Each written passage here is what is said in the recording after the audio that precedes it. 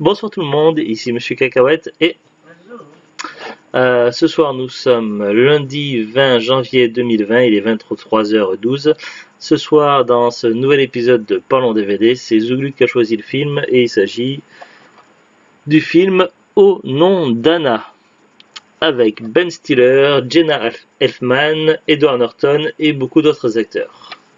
Si vous deviez croire en quelque chose, choisissez l'amour. Oui, tu as raison, Zouglut. Donc, bon, alors, par quoi commencer? Donc, pour dire, pour beaucoup, ce film, est considéré comme une comédie culte. Donc, on est sur de la comédie romantique, évidemment, avec un petit peu d'humour. Avec d'acteurs évidemment incontournables comme excusez-moi, avec des acteurs incontournables comme Ben Stiller, Edward Norton et puis d'autres un peu moins connus. Alors donc édité par Touchstone Home Video, Spyglass, tout ça. Moi c'est un vidéo, donc c'était la première fois que je voyais ce film là. Zouglut l'avait vu plusieurs fois déjà. Par contre, je connaissais la bande-annonce puisqu'à l'époque, lorsqu'on louait des vidéos, des cassettes vidéo au vidéoclub, quand j'étais plus jeune, il y avait quasiment très souvent la bande-annonce avant puisque les cassettes vidéo, pour ceux qui n'ont pas connu, on pouvait pas zapper avec la télécommande, appuyer directement sur la touche menu. Oui, on pouvait faire avance rapide, mais en général, ça avait une ordre chronologique, il n'y avait pas de menu, tout ça, ça n'existait pas, ça s'est arrivé après les DVD. Donc en général, on regardait les bandes annonces avant de voir les films. Et puis souvent, quand les cassettes vidéo, comme ça coûtait un peu cher, on n'en avait pas forcément beaucoup, donc on voyait plusieurs fois un même film, donc les bandes annonces, on commençait à les connaître beaucoup. Donc voilà, donc je connaissais la bande-annonce pour avoir vu plusieurs fois. Je m'attendais à ce que ce soit plus que les deux protagonistes, donc joués par Edward Norton et Ben Stiller, soient beaucoup plus tiraillés que ça au niveau par rapport à Anna, donc leur troisième compère. Donc on va y revenir là-dessus et du coup c'était pas tout à fait comme je m'attendais. Alors on va d'abord lire le synopsis. Alors, dès l'âge de 13 ans, Jake, Ben Stiller, Marie à tout prix, Mon beau-père et moi, etc. Donc là ici te donne des films où il a joué dedans. Donc dès l'âge de 13 ans, Jake et Brian, Edward Norton, donc joué par Edward Norton, qui a joué dans Larry Flint, American History X, Fight Club, etc. ont connu leur plus belle histoire d'amour et d'amitié avec Anna, qui est jouée par Jenna Elfman, donc qui est productrice et actrice dans la série Dharma et Greg, qui a joué dans En direct sur TV. Mais un jour, celui-ci doit quitter New York et les deux garçons embrassent alors leurs vocations respectives. Jake devient rabbin et Brian prêtre, tous deux dans une version moderne et avant-gardiste du genre. Leur retrouvaille 12 ans plus tard avec une Anna métamorphosée et une jeune et belle businesswoman vont imposer à nos deux amis des choix difficiles. Une comédie craquante à souhait sur des retrouvailles explosives entre nos trois héros. Alors en bonus, donc ça on les a pas regardés, mais il y a normalement des scènes abandonnées, bêtisiers, biographie de l'équipe, artistique et technique, bande au cinéma, commentaires audio VO. Donc voici comment ça se présente. Recto verso. Alors c'est un DVD qu'on avait acheté d'occasion, alors je sais plus si c'était dans un cash ou en brocante ou sur Facebook, tout ça, donc je pourrais pas vous dire exactement le prix qu'on l'a payé, mais ça doit être grand maximum entre 1 et 2 euros grand max quoi. Alors donc pour essayer de résumer un petit peu l'histoire, donc le film commence sur une scène où on retrouve donc un prêtre dans un bar un petit peu ivre, enfin un petit peu beaucoup quand même. Et puis donc il parle avec le barman et lui dit qu'il a une histoire à lui raconter, tout ça. Et donc le barman se prépare à écouter sa fameuse histoire. Donc au début ça parle donc d'un prêtre et d'un rabbin, donc forcément le barman s'attend à une histoire drôle connue puisqu'il y a beaucoup de fameuses petites blagues qui commencent un petit peu comme ça. Sauf que non, en fait, le prêtre va lui raconter un petit peu l'histoire de sa vie. Et comment ça a commencé. Et donc en fait c'est deux jeunes garçons amis d'enfance qui ont rencontré durant leur enfance une jeune fille avec qui ils ont passé énormément de temps, ils ont voilà un petit peu comme les meilleurs amis du monde.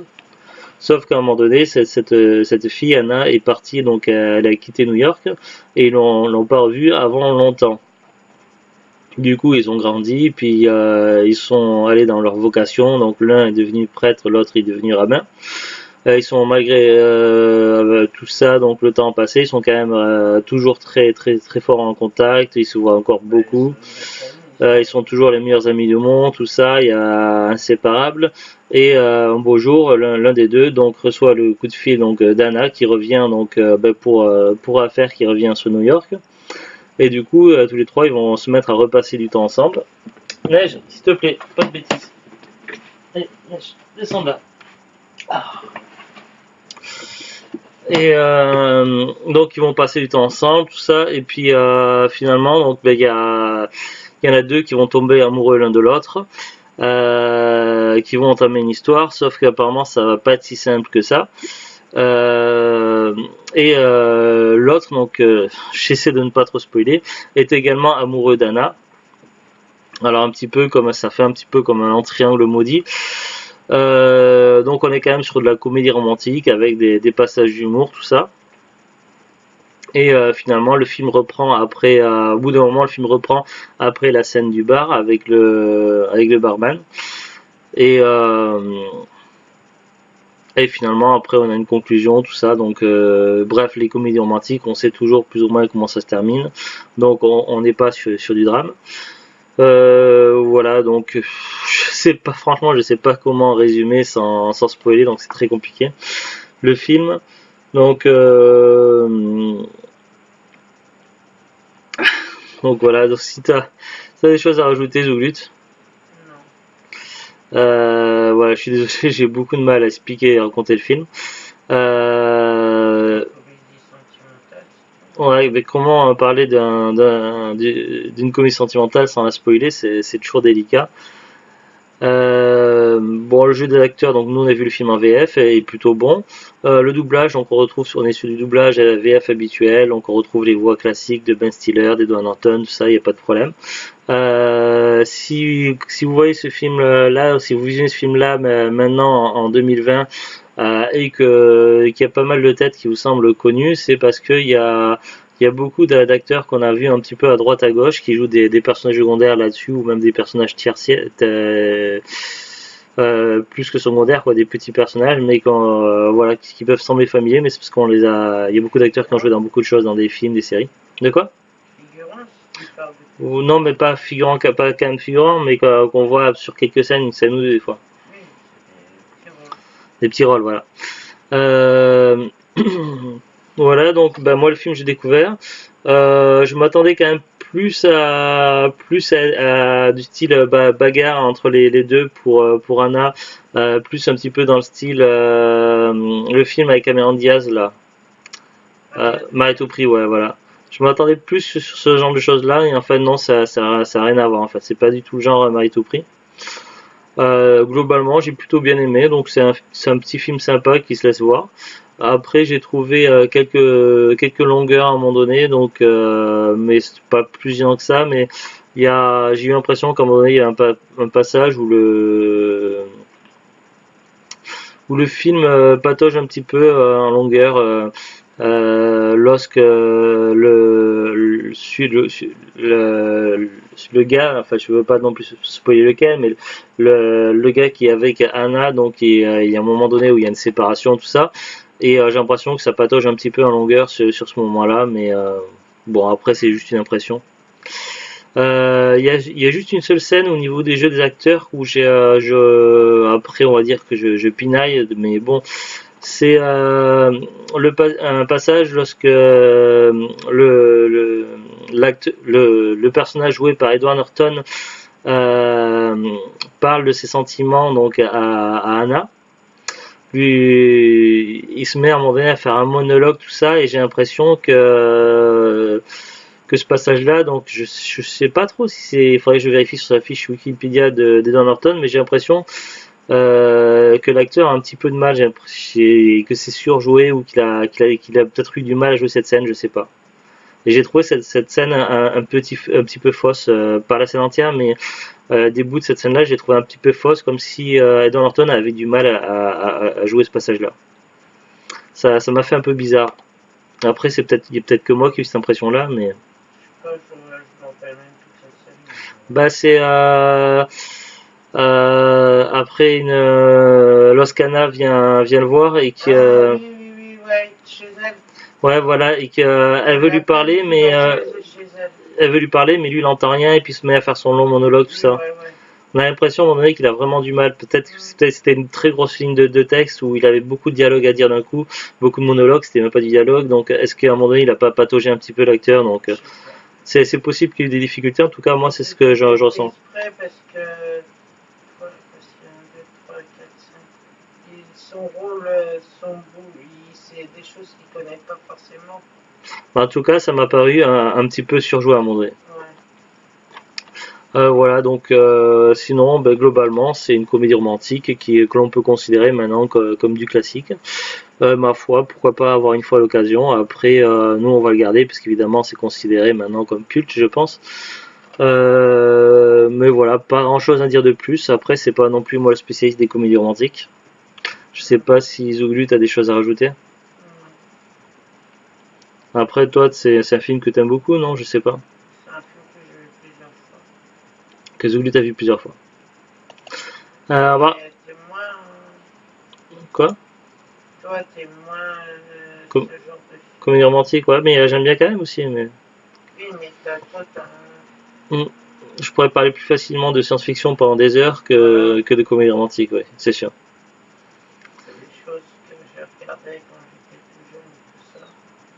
Quand j'avais encore. Comment je peux dire. Quand je croyais encore que le monde était parfait. Oh. Neige, descends de là. Allez, arrête, Neige. Que les hommes étaient parfaits. Oh. Bon, très bien. Donc, on va arrêter un peu là. Donc, maintenant, sur Wikipédia, donc l'affiche du film Au nom d'Anna. Donc, le titre original en anglais, c'est Keeping the Faith. Keeping, c'est du verbe garder, je crois. The Faith, c'est la foi. Donc, le titre américain donc du film d'origine, c'est Garder la foi. Ce qui a strictement aucun rapport avec Au nom d'Anna. Pourtant, c'est vrai que le film parle beaucoup d'avoir la foi, tout ça, donc et ça parle également d'une histoire d'amour, donc c'est vrai que ça peut prêter à confusion. Donc pour la France, en tout cas, ils ont choisi Au nom d'Anna comme titre et non à Garder la foi. Neige, ah, t'es chiante, Neige. Donc c'est un film américain réalisé par Edward Norton, donc il n'est pas seulement acteur, il est également réalisateur, donc peut-être comme il avait les deux casquettes, la casquette d'acteur-réalisateur, peut-être qu'à un moment donné, voilà, comme c'est lui qui réalisait et qui jouait, c'est peut-être pour ça qu'à un moment donné, il y a un passage où il avait peut-être eu du mal. C'est sorti en 2000. Non, n'ai-je pas de bêtises. Alors, donc, qu'est-ce que je peux dire? Société de production Touchstone Pictures. Et c'est marrant parce que... non, c'est pas ça. Bon, bref, j'allais dire une connerie. Neige. Oh, mais elle est agaçante. Alors au niveau du casting, donc il y a Jenna Elfman, donc c'est celle qui joue Anna. Elle est surtout connue pour jouer Dharma dans la série Dharma Y. Ben Stiller, donc on le présente plus, donc il est archi connu. Edward Norton, donc il a fait moins de films que Ben Stiller, que ce soit acteur-réalisateur, mais il a quand même une très très grande notoriété, surtout pour Fight Club, donc film vraiment génialissime que je recommande sans hésiter. Je l'ai moins aimé dans l'Incroyable Hulk. Anne Bancroft, je suis en regarder Neige en même temps ce qu'elle fait. Anne Bancroft, Eli Wallach, Ron Rifkin. Alors lui, je l'ai reconnu immédiatement parce que il a un visage vraiment atypique, une coupe de cheveux bien particulière. Neige, oh mais Neige, elle m'agace. je peux pas bouger. Donc Ron Rifkin, lui, il est, moi je l'ai reconnu immédiatement, donc comme je disais, par rapport à une coiffure, un visage atypique, parce que c'est celui qui jouait donc un méchant dans la série Alias. Alors j'ai pas vu la série en entière, mais j'en ai vu beaucoup d'épisodes quand ça passait à la télé. Je crois qu'il jouait Arvin Sloan, quelque chose comme ça, dans la série Alias. Mais neige, c'était agaçante là. Ron Rifkin, donc lui, ouais, parce que je regardais un petit peu Alias, donc ça passait à la télé, et donc voilà, je l'ai reconnu assez vite. Il y a également donc Milos Forman, Holland Taylor dans les acteurs, Anne Bancroft, Ellie Wallach, si je l'ai dit, Lisa Edelstein, Rona Sofer. Alors Rona Sofer, c'est un visage qui me disait quelque chose. Celle qui joue Rachel Rose. On la voit dans plusieurs scènes dans le film. C'est une jeune femme qui a des rendez-vous donc avec le rabbin. Et il se trouve que je l'ai vu dans plusieurs choses en fait. Elle a joué dans pas mal de choses, beaucoup à la télévision, au cinéma dans très peu de trucs, dans seulement 5 films au cinéma et donc à la télévision dans beaucoup de choses de séries télé et autres. Qu'est-ce qu'il y a là? Donc oui, donc je suis désolé, donc les chats sont embêtants ce soir. Donc en général je fais pas autant de, voilà, donc bref. Donc je parlais de Rena Sofer. Donc voilà, je suis désolé, donc les chats sont embêtants ce soir, donc je parlais de Rena Sofer. Je l'avais vu dans Melrose Place. Je parle de la première série Melrose Place, pas de la suivante. Elle jouait le personnage de Eve dans Melrose Place. Je l'avais vu également dans Friends. Elle jouait Cathy, saison 8, épisode 21. Quel rôle elle jouait exactement? Donc si ça vous dit rien dans Friends, c'est vers la fin de la série. Il y a en tout 10 saisons quand même, mais c'est pas donc la toute fin, mais c'est quand même plus vers la fin de la série de Friends. Il y a un moment donné, donc Ross et Rachel, ils ont une fille, Emma, et à un moment donné, ils vont dans un magasin de jouets et autres, de puéricultrices, acheter des différentes choses. Puéricultrice, ce que j'ai dit. Non, mais de trucs, voilà, mais c'est des trucs pour enfants, comme pour bébé. Bref, donc c'est pas ça qui est important qu'il faut retenir. Donc ça, nous, on le voit pas dans la série Friends. Il le raconte lorsqu'ils ils reviennent dans l'appartement de Ross. Mais donc ils ont acheté beaucoup de choses et à un moment donné, donc il y a la vendeuse du magasin qui toque à la porte de Ross parce qu'il avait oublié quelque chose, donc je sais plus, une peluche dinosaure ou un truc comme ça. Et à un moment donné, du coup, elle s'intéresse à Ross et ils vont commencer à sortir ensemble. Sauf que Rachel voit ça d'un mauvais oeil, donc même si elle n'est plus avec Ross et qu'elle ne veut plus se mettre avec Ross, ça la gêne beaucoup. Est-ce qu'elle était enceinte ou est-ce elle avait accouché? C'était avant son accouchement, Rachel. C'est peut-être avant son accouchement, ouais, c'était avant l'accouchement de Rachel, donc ils achetaient donc déjà ce qu'il faut pour préparer pour l'arrivée d'Emma. Et donc ils commencent tout doucement à sortir ensemble, donc Ross et Cathy. Je crois que ça dure que le temps d'un épisode. Sauf que Rachel, donc ça passe pas très très bien, et puis du coup elle lui demande à Ross de rompre avec Cathy. Ce qu'il fait.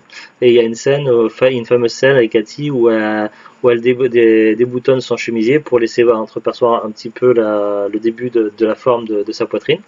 Rachel lui fait remarquer qu'il y a un souci avec son bouton et Cathy lui fait comprendre que non, c'était voulu en fait, c'était pour allumer un petit peu Ross. Elle a joué également dans pas mal d'autres choses, elle a joué dans Spin City, beaucoup de choses que je connais pas, des choses que je connais dans Heroes, elle jouait Heidi Petrilli dans Heroes, elle a joué dans 24 heures chrono, Marilyn Bauer, elle a joué dans Ghost Whisperer, donc Tammy Garner et Sarah Iver. Elle a joué dans Monk, Kim Kelly, dans NCIS Enquête spéciale, Margaret Allison Hart. Dans Bones, elle a joué Dr. Catherine Braillard. Dans Dirty Sexy Money, elle a joué la journaliste. Dans Dr. House, elle a joué pendant un épisode, saison 8, épisode 13. Voilà, c'est beaucoup quand même de petits rôles le temps d'un seul épisode quand même. Mais elle a fait des rôles plus ou moins importants. Je vois par exemple dans les Chroniques du Mystère, elle a joué de 2001 à 2002 le personnage de Grace Hall. Donc voilà, c'est plus quand même une actrice de série télé, mais bon voilà, c'est un visage quand même assez atypique que l'on reconnaît. Il y a celle de Dr. House qui joue Oui, mais je suis pas encore là, je suis d'inscription dans l'ordre alphabétique. Ensuite, avec Ken Leung, Brian George. Alors Brian George, donc ce personnage-là, cet acteur-là risque de vous être familier. Vous êtes certainement en train de vous dire, mais où j'ai pu le voir cet acteur-là? Tout simplement dans la série Big Bang Theory. C'est le père de Rashish Kutrapali. Non, c'est Rashish. Diminutif, Raj. Raj écrit en petit, mais Raj, il dit Rajish. Rajish Kutrapali. Donc c'est. Non, c'est pas Raditch, c'est Rajish. Donc c'est le père de Raj dans le Big Bang Theory, tout simplement, cet acteur-là. Et c'est celui qui jouait donc le barman. Alors, Brian George.